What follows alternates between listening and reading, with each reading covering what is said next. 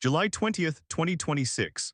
Something happened in the last 48 hours that has not happened at any other point in this 4-month conflict, and it did not happen on a battlefield. It happened inside a hardened underground facility outside Isfahan that Iranian state media has spent years describing as impenetrable. A facility built specifically to house the senior command staff of the IRGC's ground forces during exactly the kind of sustained air campaign this country has now been absorbing for months. That facility no longer exists in any meaningful operational sense. And the man who was inside it when American precision munitions found their way through layers of reinforced concrete that Iranian engineers spent nearly a decade constructing was not a mid-level officer. He was the commander responsible for what remains of Iran's ground-based military response across the entire western half of the country. The part of this story that almost nobody covering it has fully reckoned with is not simply that another senior officer is dead. It is that the specific kind of protection Iran's military leadership believed it had purchased through years of underground construction. The belief that depth and reinforced concrete could buy immunity from precision air power has just been publicly and catastrophically disproven. If the hardened bunkers are not safe, nothing left in Iran's inventory of protective infrastructure is safe. And that realization is rippling through every remaining command node inside the country tonight. Let's back all the way up, because to understand exactly how a strike campaign reaches a facility that Iranian military engineering considered its most secure asset, you need to understand the specific chain of intelligence failures and operational decisions that put Iran's leadership in this position, and why the timing of this particular strike sits inside a much larger pattern that has been building for weeks. Iran's military doctrine, going back decades, has always placed enormous emphasis on hardened underground infrastructure as a strategic equalizer. Facing adversaries with overwhelming conventional air power, Iranian planners made a deliberate and long-term investment in burying critical military assets deep enough underground that conventional air campaigns would, in theory, struggle to reach them without resorting to the kind of massive ordnance that carries significant political and escalatory costs. Missile production facilities buried under mountains. Command and control centers constructed with multiple layers of reinforced concrete, specifically engineered to withstand direct strikes from all but the heaviest bunker-penetrating munitions in existence. For years, this doctrine appeared to work as designed, not because the facilities were literally indestructible, but because striking them carried a threshold of escalation that, until recently, neither the United States nor Israel had been willing to cross. That threshold has now been crossed repeatedly, and the strike outside Isfahan represents the clearest demonstration yet of exactly how far that threshold has moved. Here is the confirmed operational picture as of this recording. General Kaveh Amini, identified by multiple intelligence sources as the senior commander overseeing IRGC Ground Forces operations across Iran's western provinces, including the units responsible for internal security operations against the ethnic separatist movements this conflict has repeatedly touched on, was killed when the underground command facility he was operating from outside Isfahan was struck, and according to satellite imagery reviewed since the strike, substantially collapsed. Amini is a name that has appeared sparingly in previous Iranian state media coverage, primarily in connection with counterinsurgency operations in the country's western border regions. His death represents something notably different from the earlier strikes we have discussed throughout this conflict, which largely focused on naval, aerospace, and missile coordination roles tied directly to the maritime and coastal dimensions of this war. Amini's portfolio was internal, ground forces, border security, the apparatus responsible for managing the armed unrest from Kurdish militant factions and other separatist movements that has been quietly draining Iranian military resources on a second front. Throughout this entire conflict, even as the world's attention has remained fixed on the coastline and the Strait of Hormuz. Read that carefully because it matters enormously. Removing the commander responsible for internal security operations against separatist movements does not just create a vacancy in Iran's org chart. It creates an opening in real time in exactly the parts of the country where the regime's authority was already thinnest before this conflict began. Kurdish areas in the northwest, Arab and Baloch regions in the south and east. Every one of these regions has, throughout this war, represented a persistent secondary pressure point that the IRGC has had to manage using resources it could scarcely spare, while simultaneously absorbing the coastal degradation campaign. Removing the specific commander who coordinated that internal security effort, at the exact moment the regime's broader command structure is already fragmenting under external pressure, creates a compounding vulnerability that has nothing to do with missiles or naval assets, and everything to do with whether the Iranian state can maintain basic territorial control inside its own recognized borders. The strike itself deserves detailed examination, because the technical picture tells you something important about how far American penetration capability against hardened Iranian infrastructure has actually advanced. Facilities of this type, buried under layers of reinforced concrete and rock overburden specifically engineered to defeat standard precision munitions, have historically required either massive ordnance penetrator bombs, weapons in the 30,000-pound class specifically designed for this exact purpose, or repeated strikes designed to progressively weaken a structure before a final penetrating strike collapses it entirely. Satellite imagery reviewed since the Isfahan strike shows a pattern consistent with the latter approach, multiple munitions impacting the same target location in close sequence, suggesting a deliberate effort to first breach and then collapse the facility's protective layers rather than relying on a single strike to achieve full penetration. This is not the signature of an opportunistic strike against a target that presented itself unexpectedly. This is the signature of a planned, sequenced operation against a target that had been identified, studied, and prepared for over an extended period.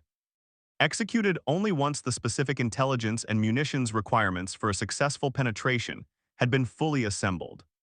Now let's talk about why this particular commander at this particular facility on this particular night.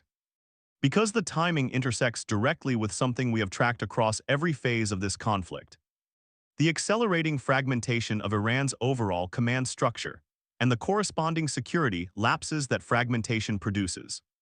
We have discussed at length how officers operating under institutional stress, cut off from reliable communication with central command, operating with degraded situational awareness about their own exposure, begin making decisions that would have been unthinkable earlier in this conflict, when discipline and operational security remained tighter. Amini's presence at a facility outside Isfahan on this specific night, according to sources familiar with the intelligence picture, was connected to an emergency coordination meeting called in response to the accumulating losses across Iran's broader command structure over the preceding weeks. An attempt to consolidate remaining ground forces leadership and establish some baseline coordination in the face of an increasingly chaotic operational environment. In other words, the meeting called specifically to address the crisis of institutional fragmentation became, itself, the event that provided the targeting opportunity. This is the trap that fragmenting institutions consistently fall into. The response to crisis requires exactly the kind of concentrated leadership gathering that creates the highest value targeting opportunity for an adversary who has already demonstrated the intelligence penetration necessary to exploit it. Let's examine the reaction inside Tehran, because once again the pattern holds with remarkable consistency across this entire conflict. Iranian state media acknowledged Amini's death within hours, describing him in state coverage as a martyr who gave his life defending the sovereignty of the Islamic Republic against what the statement called a cowardly and illegal act of aggression against a legitimate and defensive military installation. The IRGC's official statement promised a response that it described as proportional to the scale of the violation. Language that represents a subtle but meaningful shift from the maximalist rhetoric of crushing and unprecedented responses that has characterized nearly every previous statement throughout this conflict. Read that shift carefully. A regime confident in its remaining capability to deliver a crushing response promises a crushing response. A regime that has watched crushing response after crushing response fail to materialize across 4 months of this conflict, and that understands its own remaining capability more honestly than its public rhetoric usually allows, begins hedging its language toward something more modest, more defensible, more achievable. Proportional is not the language of an institution that believes it retains overwhelming capability. It is the language of an institution quietly acknowledging even as it continues its public defiance, that overwhelming responses are no longer realistically on the table. Now let's talk about what this specific strike does to the broader psychology of hardened infrastructure across Iran's remaining military assets, because this dimension extends far beyond the loss of a single commander.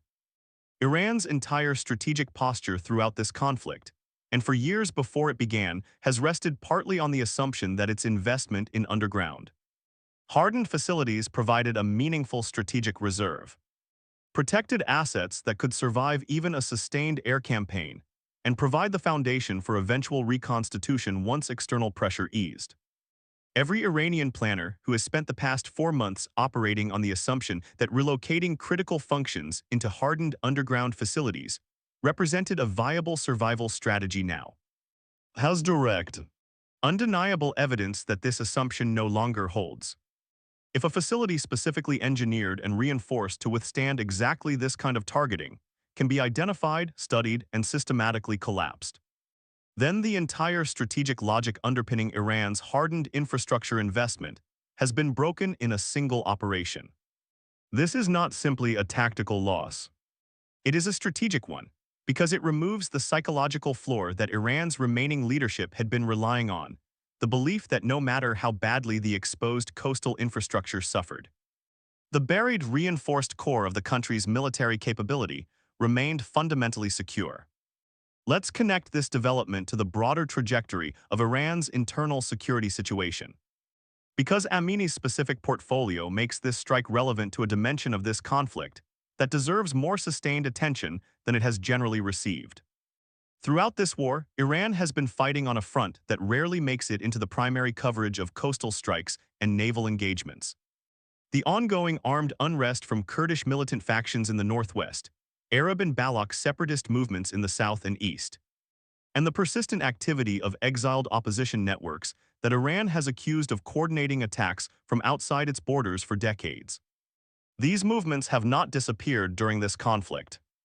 If anything, the sustained external pressure on the IRGC's primary military assets has created exactly the kind of opening that internal opposition movements have historically sought.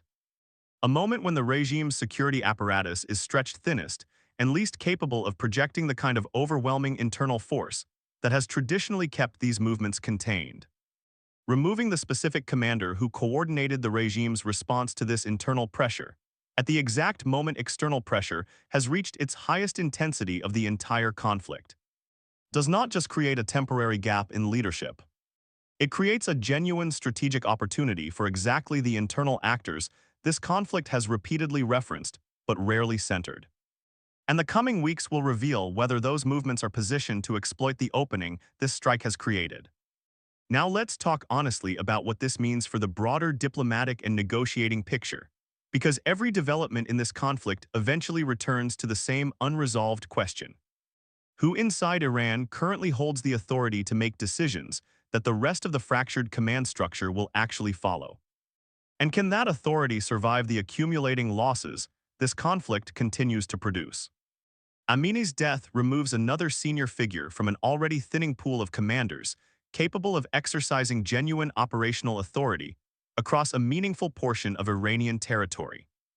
Unlike the coastal and maritime commanders whose losses we have discussed previously, Amini's authority extended into the internal governance of Iranian territory itself, the actual mechanics of maintaining state control across contested regions. His removal does not just weaken Iran's external military posture. It weakens the regime's capacity to maintain basic internal order at precisely the moment external pressure has made that internal order more fragile than at any previous point in this conflict. The honest strategic assessment as of tonight is this. The strike outside Isfahan represents a meaningful escalation in the geographic and symbolic depth of this campaign, moving beyond the coastal infrastructure, beyond the individual operational masterminds we have discussed in previous analysis, and now into the hardened underground infrastructure that represented Iran's strategic reserve and psychological floor throughout this conflict. It has removed a commander whose portfolio extended into internal security operations at the exact moment the regime's capacity to manage internal unrest is most strained.